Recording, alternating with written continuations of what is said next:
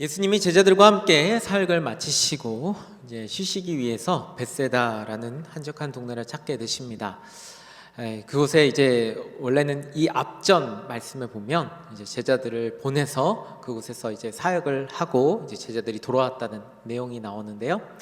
바로 이제 그 사역을 마치고 제자들과 함께 하는 그런 쉼의 시간, 또 그들의 사역의 내용을 듣고 또 그 사역에 대해서 이제 평가해 주시고 또 가르쳐 주시는 그런 시간을 갖기 위해서 이 벳세다라는 마을을 찾게 되시죠. 자, 하지만 그 소문을 또 군중들은 금세 알아차리게 됩니다. 그래서 예수님이 계시는 그곳으로 향하게 됩니다. 예수님은 그렇게 따라오는 군중들을 향해서 그들을 거부하시거나 그들을 귀찮아하시거나 성가시게 생각하지 않으시고 오히려 그들을 영접해 주십니다. 같은 본문인 마태복음에서는 그들을 향해서 불쌍한 마음으로 그들을 대하셨다라고 이야기를 하고 계시죠. 그렇게 이제 애정 어린 손길로 그들을 치유하시고 또 가르치시는 일을 행하시게 됩니다. 이제 저녁이 되었습니다. 유대인들에게 있어서는 해가 저무는 시간이 이제 하루가 끝나는 시간인데 이 끝나는 시간이 다가오게 된 것입니다. 제자들은 이 빈들 가운데 우리 이 군중들을 그냥 이렇게 냅두는 것이 옳지 못하다고 생각했습니다. 그래서 예수님께 제안을 하게 되죠. 무리를 보내어 두루 마을과 촌으로 가서 유하며 먹을 것을 얻게 하소서. 우리가 있는 이곳은 빈들이니이다. 네, 예수님께 이 이야기를 했는데 예수님께서 갑자기 엉뚱한 말씀을 하시게 됩니다. 그것은 바로 너희가 먹을 것을 주라라는 말씀입니다. 너희가 먹을 것을 주라. 말씀에 나온 것처럼 그곳에 있는 성인 남자만 5천 명이었습니다. 여성들과 어린이까지 합한다면 대략 한 2만 명 정도가 되는 사람들이 그곳에 모여 있었던 것이죠. 이런 상황 속에서 어떻게 무엇으로 그들을 먹일 수 있단 말입니까? 예수님의 말씀은 상식적으로 이해가 되지 않는 그런 말씀이었습니다. 그래서 제자들은 다시금 지금 우리 현재의 상황에 대해서 언급하게 됩니다. 우리에게 떡 5개와 물고기 2마리밖에 없으니 이 모든 사람을 위하여 먹을 것을 사지 아니하고서는 할 수 없사옵나이다. 네, 지금 가지고 있는 것 그리고 앞으로 어떻게 해야지 이들을 먹일 수 있는지에 대해서 이야기를 하게 되죠. 하지만 예수님은 그런 눈앞에 놓여 있는 그 상황 또 그것을 대처하는 방법에 대해서 그 제자들의 이야기들에 대해서 한마디 언급하지 않은 채 제자들에게 또 다른 지시를 하시게 됩니다. 때를 지어 한 50명씩 앉히라. 때를 지어 한 50명씩 앉히라. 그래서 제자들이 이 말씀을 따라 사람들을 그룹 지어 앉히게 됩니다. 그렇게 그룹을 지어 자리에 앉히게 되자 예수님께서 움직이시게 됩니다. 제자들로부터 받았던 그 빵 5개와 물고기 2마리를 손에 쥐고 그것을 하늘을 보시면서 감사 기도를 드리시게 됩니다. 그리고 그것을 제자들에게 나누어 주라고 말씀하시게 되죠.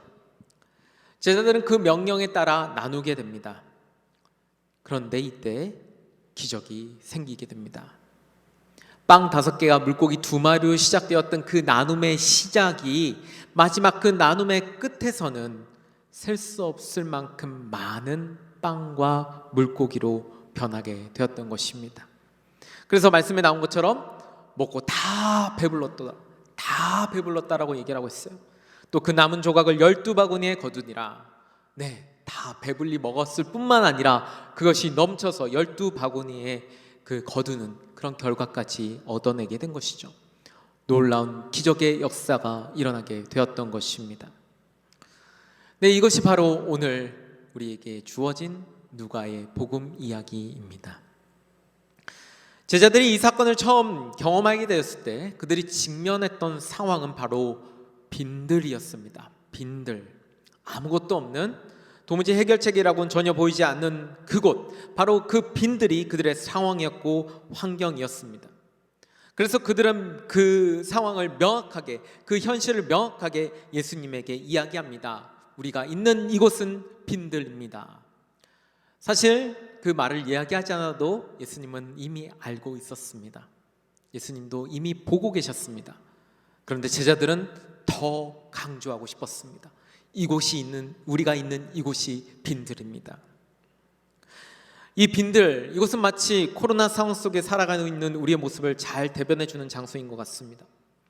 예수님, 더 이상 먹을 것이 없습니다. 예수님, 더 이상 우리에게 진정한 쉼은 없습니다. 그래서 예수님, 우리에겐 더 이상 소망이 없습니다. 답답하고 힘겨운 이 상황, 이 현실의 모습이 마치 빈들 가운데 서 있는 우리의 모습과도 같다고 할 수 있는 것이죠. 그런데 앞에서 우리는 이 이야기의 끝을 보았습니다. 암울하고 아무런 소망이 보이지 않던 이 빈들이었는데 그곳에 있었던 제자들과 예수님의 따르는 무리들은 오히려 기쁨을 누리게 됩니다. 빈들이었던 그곳이 오히려 풍성한 천국 잔치가 벌어지는 놀라운 기적의 장소로 변하게 되었던 것이죠. 무엇이 그런 기적을 일으켰던 것일까요? 무엇이 이 빈들의 소망이 보이지 않는 그곳에 풍성한 은혜가 가득 찬 곳으로, 웃음과 기쁨이 가득한 곳으로, 그런 천국 잔치가 벌어지는 장소로 변하게 할 수 있었던 것일까요? 무엇보다도 먼저는 은혜의 시선을 가지는 삶이 되어야 됩니다. 은혜의 시선을 가지는 삶. 예수님과 함께했던 제자들은 사실 그 전에 이미 예수님께서 은혜를 베푸셨던 여러 모습들을 보았습니다. 우리가 누가복음 말씀을 계속 보고 있는데, 누가복음에서 예수님께서 사역을 시작하였던 누가복음 4장부터 오늘 우리가 보았던 9장까지 말씀에 예수님의 치유 사역들이 계속 나타나고 있습니다. 놀라운 기적들이 계속 일어나고 있죠. 하물며 죽은 사람도 살리시는 기적을 예수님께서는 보여주셨습니다. 이런 이적뿐만 아니라 풍랑을 잔잔케 해주셨던 이적들도 있었고요, 또 제자들을 부르셨을 때는 물고기를 많이 잡게 해주셨던 그런 이적들도 보여주셨습니다. 제자들은 그 이적을 보았습니다. 알았습니다. 놀라워했고 감격했습니다. 그런데 오늘 말씀에서 예수님께서 너희가 먹을 것을 주라고 말씀하셨을 때 제자들은 오히려 그 은혜를 전혀 모르는 사람처럼 반응합니다. 예수님이 그 앞전에서 무슨 일을 하셨는지 전혀 모르는 사람처럼 반응하죠. 오히려 현실, 지금 있는 상황, 그것을 얘기해 줍니다. 예수님, 우리에게는 빵 5개와 물고기 2마리밖에 없습니다. 우리가 나가서 이 사람들을 위해서 먹을 수 있는 것을 사지 않으면 그 사람들에게 줄 수 없습니다 라고 이야기합니다. 앞서 경험했던 그 은혜를 다 잊어버린 사람처럼 얘기를 하고 있는 것이죠. 아주 현실적이고 계산적이고 눈앞에 보이는 것에만 집중하고 있는 그런 모습입니다. 전 제자들의 이 모습을, 이 대답을 보면서 문득 앞에 이야기했었던 그 백부장의 고백이 떠올랐습니다. 누가복음 7장에 보면 백부장이 자신의 종을 고쳐달라는 이야기를 하는, 요청하는 내용이 나옵니다. 그래서 예수님께서 그 요청을 듣고 바로 그 백부장 집으로 향하시게 되죠. 근데 그 길을 향하는 가운데 백부장의 친구들이 예수님께로 나옵니다. 그리고 예수님한테 이 백부장의 고백을 들어달라고 얘기를 하죠. 주님, 더 수고하실 것 없습니다.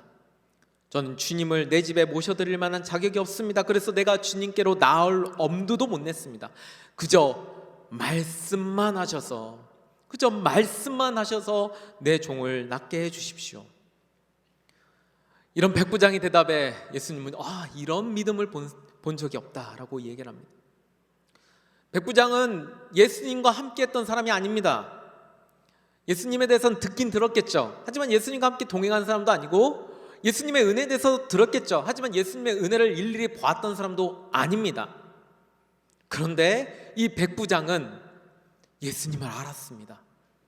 예수님의 은혜를 알았고 그 은혜를 품고 살았고 그 은혜의 시선으로 살아갔던 사람입니다.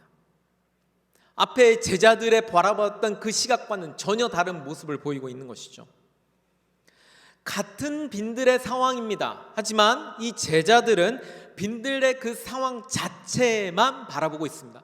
지금 내가 없는 것에만 바라보고 있습니다.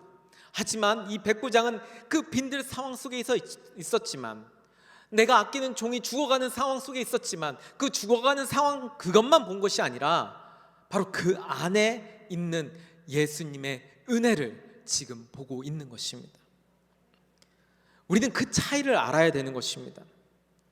빈들의 상황 속에 있지만 주님의 은혜를 알고 믿고 따르는 우리의 믿음의 시선, 우리의 은혜의 시선이 우리 가운데 있는가, 그것이 중요한 것이죠. 예수님은 빈들 가운데서 또 은혜를 베푸셨습니다. 베세다 빈들에 왔을 때 따라오는 군중들을 불쌍히 여기시고 그들을 고쳐주시고 또 그들을 가르치셨습니다. 먹을 것이 없는 상황 속에서 기적을 베푸셔서 먹을 것을 그들에게 줍니다. 그들이 있는 상황은 빈들입니다. 빈들이 바뀐 게 아닙니다. 하지만 그렇다고 해서 그곳에 주님의 은혜마저 사라진 것은 아니었습니다. 그곳에도 은혜가 있었습니다. 그렇기에 이 빈들 가운데서도 우리가 은혜의 시선으로 우리가 살아가고 바라본다면, 주님의 역사를 그렇게 기대한다면 우리는 이 빈들 가운데서도 기쁨의 천국잔치를 경험할 수 있게 되는 것이죠. 우리는 주님을 향한 믿음을 가지고 있습니다. 이것이 무엇을 의미합니까? 빈들과 같은 세상 가운데서도 주님을 향한 그 소망의 마음을 잃지 않고 살아간다는 것을 이야기를 합니다. 어렵고 힘든 이런 세상 가운데 있지만 그 은혜의 시선을 잃지 않는 우리 모두가 되기를 바랍니다. 두 번째로는 우리가 내어주는 삶이 되어야 됩니다. 빈들이었던 그곳에 천국잔치가 일어나는 그 출발점은 바로 빵 5개와 물고기 2마리였습니다. 네, 이 본문을 다루고 있는 같은 본문인 요한복음 말씀에 보면 이 빵 5개와 물고기 2마리가 어린 아이로부터 나왔음을 말씀해 줍니다. 여기 한 아이가 있어 보리떡 5개와 물고기 2마리를 가지고 있나이다. 네, 한 아이가 가지고 온 겁니다. 보잘것없는 음식의 양입니다. 보잘것없는 아이가 내놓은 것입니다. 그렇게 모든 것이 미약하고 연약해 보이고 있습니다. 그런데 말씀에 나온 것처럼 이 보잘것없는 것을 통해서 천국 잔치가 시작되었음을 우리가 보게 됩니다. 작은 것이지만, 연약해 보이는 것이지만 그것을 내어 놓았을 때, 그것을 온전히 바치게 되었을 때 그때 비로소 기적이 일어나게 되었던 것이죠. 제자들은 앞서 말씀드린 것처럼 그들이 은혜의 시각을 잃어버렸습니다. 현실적으로 그 상황과 환경을 판단하게 되죠. 하지만 그럼에도 그들이 그 천국잔치에 있을 수 있었던 것은 바로 자신을 내어주는 모습이 있었습니다. 주님의 말씀에 순종하는 모습이 있었습니다. 예수님의 그 말씀, 너희가 먹을 것을 주라 라는 이야기를 들었을 때 너무 허구맹랑한 그런 이야기였습니다. 물음이 생겼고 의심이 생겼습니다. 하지만 그렇다고 그 물음에, 그 의문에, 그것 때문에 예수님의 말씀을 거절하거나 거부하지는 않았습니다. 그럼에도 불구하고 그들은 그 말씀에 순종했던 것이죠. 자신의 생각과 뜻을 주님 앞에 내어놓고 자신의 행동과 의지를 주님 앞에 내어드리며 말씀에 순종했던 것입니다. 그리고 결국 그것을 더 이상 빈들이 아닌 천국의 잔치로 바꿀 수 있게 하였던 것이죠. 사실 예수님은 그러한 어떤 내어놓음이란 전제 조건이 없어도 다 그것을 하실 수 있는 분이십니다. 그분의 능력으로 이 모든 것을 변화시킬 수 있었죠. 빵 5개와 물고기 2마리가 있다고 해서 그것 때문에 예수님이 먹이시는 분이 아닙니다. 제자들이 순종하고 따라갔기 때문에 예수님이 기적을 베푸신 것이 아닙니다. 예수님은 아무것도 없는 제로 포인트 상황 속에서도 모든 기적과 역사를 만드시는 능력이 있으신 분이십니다. 하지만 예수님은 그럼에도 불구하고 내어주는, 온전히 순종하는 모습을 원하십니다. 왜냐하면 그렇게 섬기는, 그렇게 헌신하는, 그렇게 희생하는 모습을 통해서 일하시기 때문에 그렇습니다. 그것이 예수님의 방식입니다. 그렇게 우리가 주님의 능력으로 이 빈들과 같은 땅을 천국잔치가 열리는 장소로 변하게 할 수 있는 길은 바로 내어드림에 있다는 것을 우리는 기억해야 되는 것입니다. 주님께 내어놓을 수 있는 용기와 의지, 이웃들에게 나누고 베풀 수 있는 마음이 우리 가운데 필요하다라는 것이죠. 그럴 때 이 빈들이 주님의 능력으로 말미암아 천국 잔치를 이루는 장소로 변하게 할 수 있다라는 것입니다. 빈들과 같은 어렵고 힘든 상황 가운데 있습니다. 우리는 이런 상황 속에서 우리의 삶의 방향과 목표를 무엇에 두며 살아가고 있습니까? 내 것을 어떻게든지 지키는 것, 내 것을 어떻게든지 채우는 것, 내 생각과 내 뜻을 어떻게 해서든지 관철시키는 것, 그것에 우리의 삶의 목표가 담겨져 있지는 않습니까? 아니면 나누고 베풀고 내어드리고 주님의 뜻대로 사용되기를 바라며 살아가는 삶을 살아가고 있습니까? 주님은 우리가 내어드리는 삶으로 나아가기를 원하십니다. 어렵지만 힘들지만 그럼에도 불구하고 우리가 내어드리는 삶이 될 때 이 빈들과 같은 세상이 천국 잔치가 열리는 장소로 변하게 될 것입니다. 마지막으로 함께하는 믿음의 공동체가 있음을 우리는 기억해야 됩니다. 오늘 말씀에서 예수님께서 빵과 물고기를 나누어 주라고 하시기 전에 먼저 시키신 일이 있었습니다. 그것이 무엇이면 50명씩 나눠 앉히라, 그룹 지어서 나눠 앉히라는 말씀을 하셨습니다. 사실 저는 어렸을 때 이 말씀을 들었을 때는 좀 이해가 되지 않았습니다. 왜냐하면 군대처럼 이렇게 한 사람씩 떼어주면 되지 뭐 하려고 그렇게 50명씩 앉혔을까. 사실 50명씩 앉히는 게 5,000명이나 되는 사람을 50명씩 앉히는 게 얼마나 힘든 일이겠습니까? 왜 그렇게 했을까? 예수님께서 이렇게 때를 지어 무리를 앉히신 것은 예수님을 따르는 무리들에게 동일한 장소에서 동일한 음식을 나누는 식탁 공동체의 의미를 부여하기 위함이었습니다. 유대인들에게 있어서 같은 식탁에서 같은 음식을 나누는 식탁 공동체는 여기에 참여하는 사람들이 서로 형제 자매로서 아주 밀접한 교제를 나누고 있음을 확인시켜 주는 것이었습니다. 예수님은 바로 이 식탁 공동체를 중요하게 여기셨습니다. 그래서 말씀 가운데 계속 등장을 하죠. 우리가 잘 아는 예수님의 마지막 만찬 때 식탁 공동체를 이루며 제자들과 함께 하셨습니다. 초대교회 때 성도님들이 함께 예배드리고 식탁 공동체를 이루며 그곳에서 아주 깊은 교제의 시간을 나누게 되었습니다. 다 이것이 식탁 공동체고 그만큼 우리의 믿는 자들에게는 이 식탁 공동체가 중요하다는 것입니다. 이 오병이어 사건에서도 바로 그 식탁 공동체를 이루어 갔던 것입니다. 우리가 그때를 한번 생각해 봅시다. 내가 그 자리에 있었던 사람이라고 한번 생각해 봅시다. 막 제자들이 빵을 나눠줘요. 물고기를 나눠줘요. 근데 나눠줬는데 사라지지 않고 또다시 생기고, 사라지지 않는데 또 다시 생기고, 아니 이거는 그것을 넘어서 넘치고 넘치는 거예요.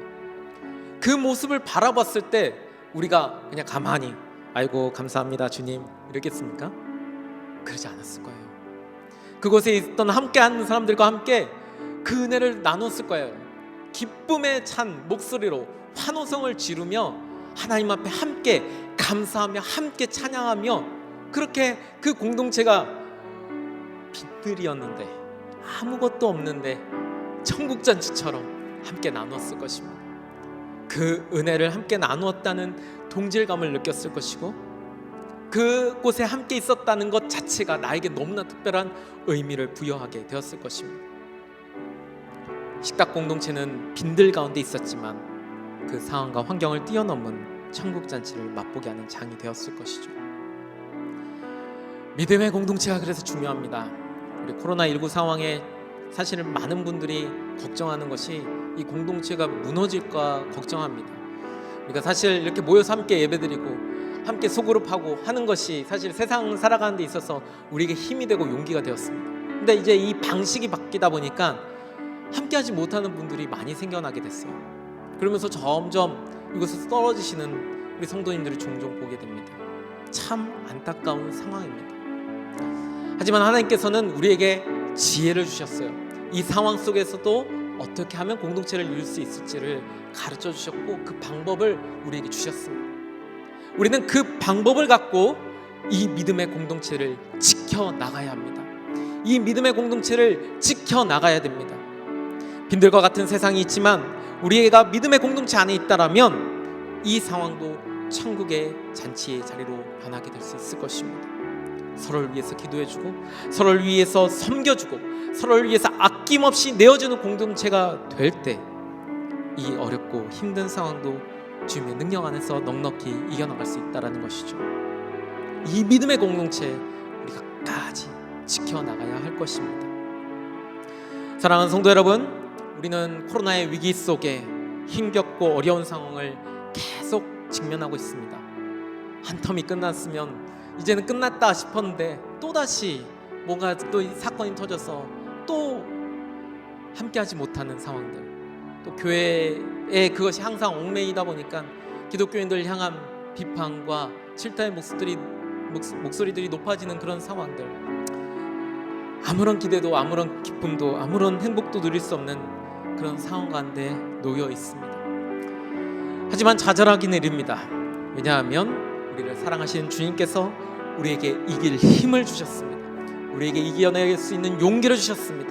우리에게 이겨낼 수 있는 지혜를 허락해 주셨습니다. 은혜의 시선으로 사는 삶, 내어 드림의 삶, 믿음의 공동체를 이루는 삶, 바로 그 삶을 통해서 우리는 빈들과 같은 세상 속에서도 천국 잔치를 맛보는 삶으로 나아갈 수 있게 되는 것입니다. 이 오병이어의 놀라운 기적이 우리 가운데서도 경험되어지는 것입니다. 우리가 오늘의 이 말씀을 기억하면서도 빈들 가운데서도 천국 잔치를 열어가는 이렇게 믿음의 승리의 삶을 이뤄가는 복된 성도 여러분 되시기를 예수님의 이름으로 축복합니다. 우리 함께 기도하시겠습니다.